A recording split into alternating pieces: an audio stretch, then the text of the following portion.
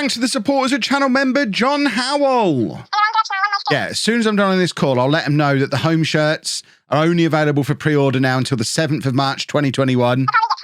Yeah, after that, they're almost certainly never going to be on sale again. Yeah, they have to order by then if they want one, or else they're going to miss out.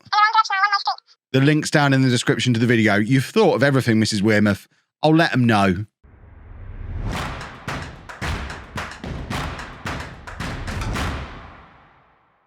Hello and welcome to part 48 of Homegrown. I'm Kevin. Coming up on today's episode, we have two games for you in the league. We're away against Oxford and at home against Accrington. Since you were last with me, we have continued our, I say continue our good form. We've actually hit some good form, probably the best form we've had all season long. Maybe losing Redmond was a little bit of a blessing in disguise, although I suspect it's more to do with signing Kieran Hodgkinson back in on loan until the end of the season. But we won 6 consecutive league games. We have just dropped some points away against Crewe to put an end to our excellent run of form that we've been on. But we are still unbeaten since Hodgkinson has been back. And this is what the league table looks like as a result of it. 38 games played, so still 8 games remaining this season. Is that maths right? I think that maths is right. 8 games remaining. We are 5 points behind Colchester, who are in the automatic promotion spots, and 4 points clear of Southend, who are just outside the playoffs. We're very much in the mix, but it's very much also still all to play for. As you can see, Micah Beereth is one of the top scorers in the division, but he's not going to catch that guy who's hanging out at Colchester. And Tommy Jessup is one of the best players in the division and is right up there for assists. So although Jessup doesn't score an absolute ton of goals, he does contribute a lot to the build-up play, and is probably one of the main reasons why Beereth has scored as many goals as he has. The other thing that's happened since the last episode is we have taken on another batch of youth candidates, and they've not actually played the game yet. They're literally only just in. So you're seeing them before they've had their name in the game allocations, before they've had their real faces. But to give you a heads up of what's coming, we've got this guy who needs to make his mind up what he is. He's 6'4" at 15 years old. Bearing in mind how tall Danny Pritchard is now, I mean, looking at the fact he's got a finishing of 5, I suggest he's not a striker. But looking at the fact he's 6'4", I also suggest that Simon, or whatever your name ends up being, you're probably not a midfielder either. I think he probably has a future playing for us as a centre-back, but he's going to need to work on his tackling and his heading over the next few years if that's where he's going to break into the team. But the important thing is 6'4", massive jumping reach.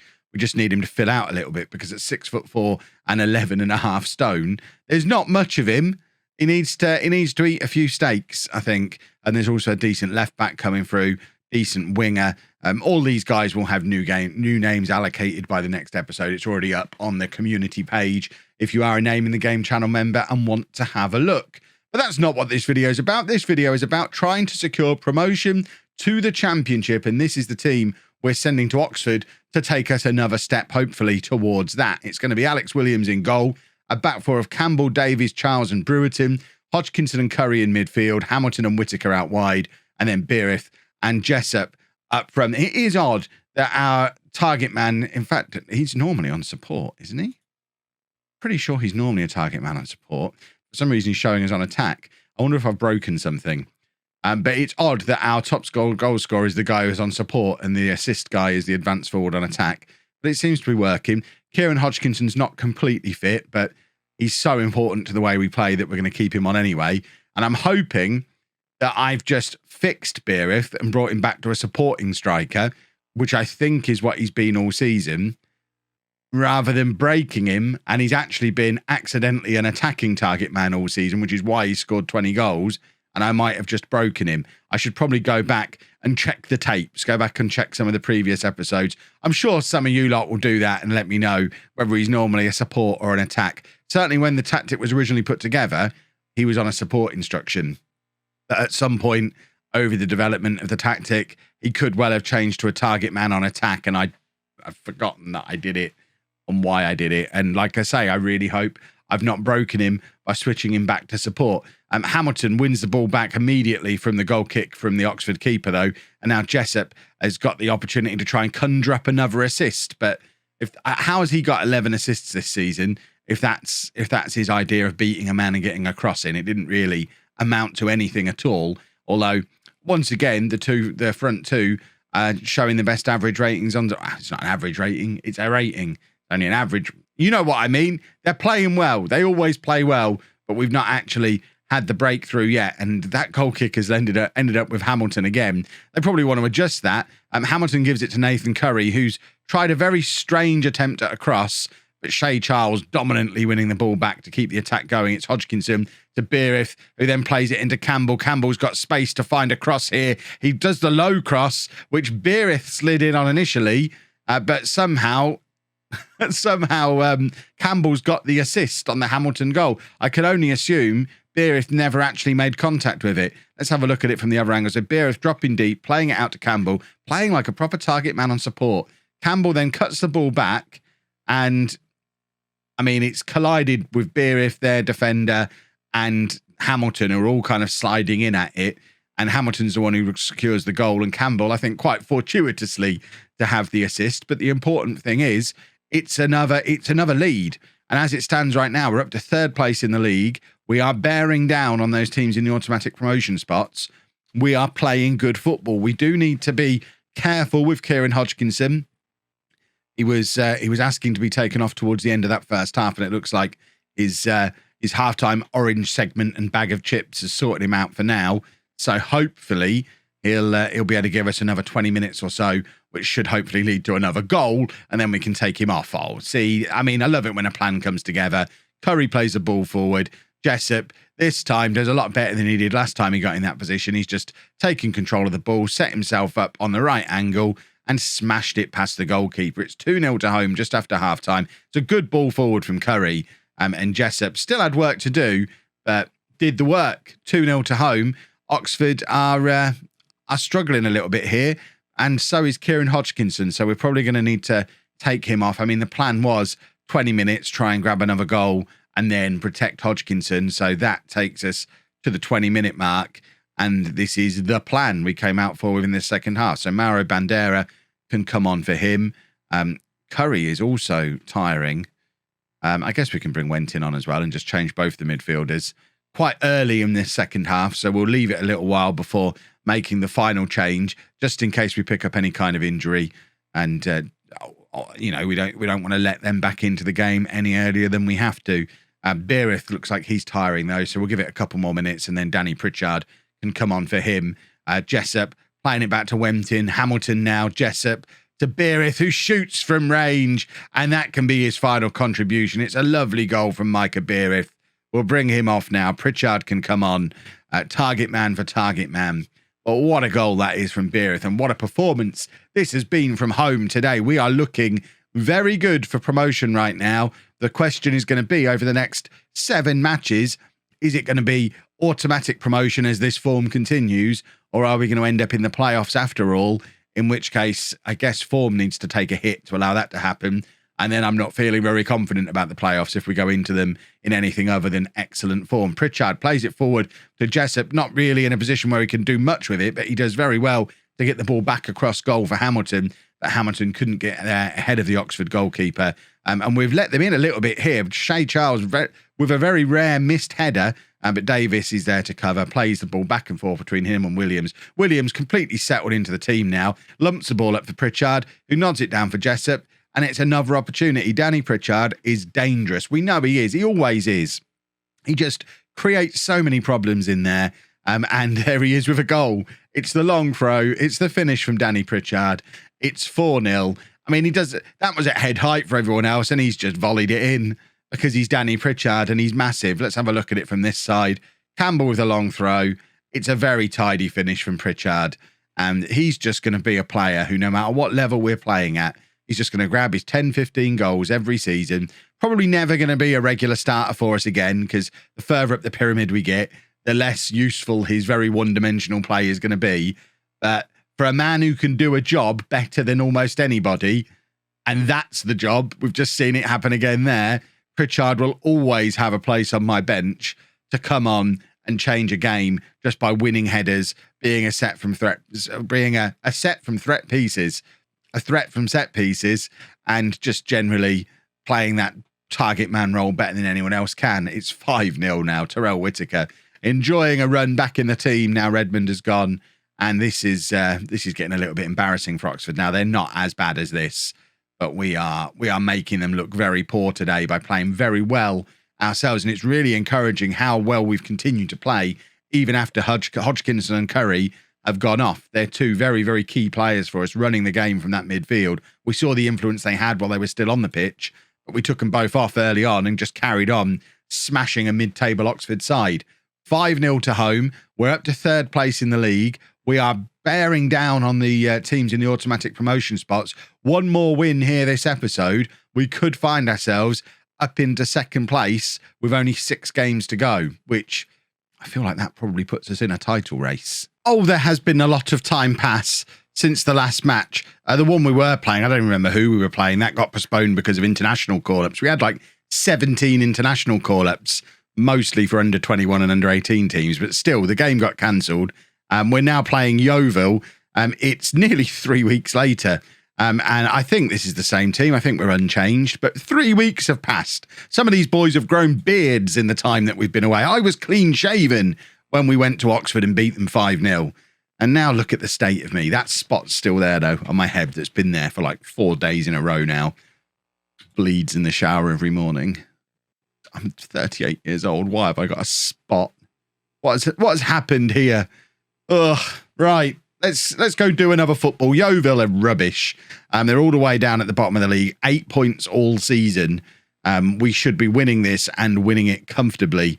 And we do need to, because everyone else has now played a game more than us. So what was third place has turned into fourth place. And I don't actually think we can end the episode in second place anymore like we hoped we would be able to.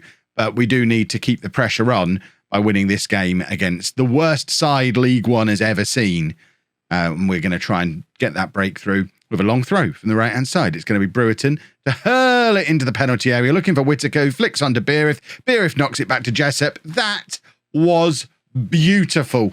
Sometimes people have a little bit of a whinge about the long throws, but that's not being disallowed, is it? No. This was straight off the training ground. This was sensational. Flick on, knock back, tap in. That was a thing of beauty. Long throws can be beautiful too. Right. What does that leave? That leaves us 2 points still off the top of the league, off the second place position, I think. So still not able to get into the automatic promotion spots today, but we have 6 games left after this one.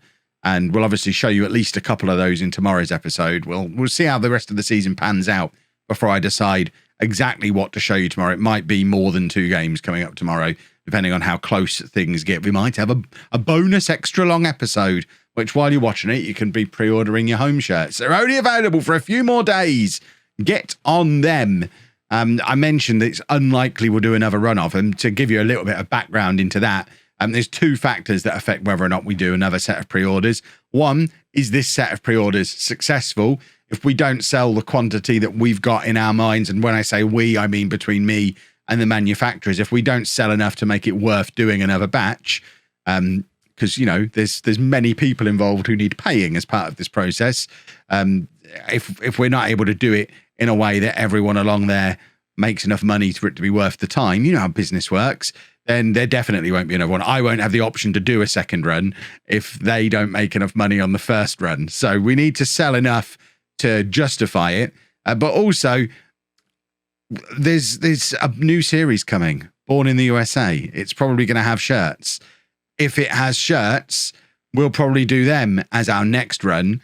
So then we're relying on this run being successful, and then that run being successful, and then at the end of those 2, and it's like an 8-week turnaround from pre-order or from putting them on sale to shirts being with people, and I don't like to overlap them. So if we're doing this set now, in about 7-8 weeks, we might have Born USA shirts available, and then another 7-8 weeks after that, we might be able to come back and have another look at home, but the series might be over then. We're talking, what's that? 15, 16 weeks time. That's 3 or 4 months. Do we think this is going to go on for another 3 or 4 months? It's lasted about 2 months so far, and we're on the verge of the championship. Yeah, it'll be harder to go from there to winning the Champions League, but I don't know if it's going to be, I don't expect this series to still be going in June, July time. I certainly have a plan in mind for what comes after home, just like we've got Born in the USA is going to slot into the 4 o'clock slot after Nodney to Legend ends, probably this week, maybe next week. I have another series in mind, even more similar to what we did with Apollon last year, which I think is probably going to be in Sweden. And that'll be the thing that slots into this 11 a.m. slot after Home is finished. So, yeah, this is the kind of information I usually give on Twitch. I don't normally share this kind of stuff on YouTube because we don't normally score 4 goals in the first half and not really have to concentrate on the game. But that's basically the background around why this might be your only chance to order home shirts this year, because I'm not going to put them up for sale if the series is finished, and I might not get the option to if these and the Bourne ones don't do well. So yeah, that if you want one, you got to order it this week is the bottom line there. Jessup is in behind again and can't quite get the shot away. See, I focus on the game, try and do a little bit of commentary, and it all starts going a little bit wrong. It's 4-0 at half time though, which is about as comfortable as we can get. And the top of that table is starting to really liven up. It looks like there's 4 teams in the automatic promotion race, and we're definitely one of them. It does mean, of course, that 2 of them are going to miss out and end up in the playoffs, which means one of the 4 teams that are clearly better than everyone else in the division aren't actually going to get promoted. So we need to make sure we remove any element of doubt. We're only 5 points off the top of the league as things stand. Oh, no, Bristol Rovers have just scored again. We're now 7 points off the top of the league. We're not going to win the title, but Colchester definitely in our sights. Colchester and Ipswich will probably be really rather keen to ruin each other's day. And hopefully while they're trying to take each other down, because they're reasonably local rivals. Have we got any Colchester or Ipswich fans in? I assume you consider each other rivals.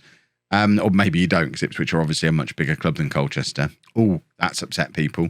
They are. But I assume they're relatively local rivals.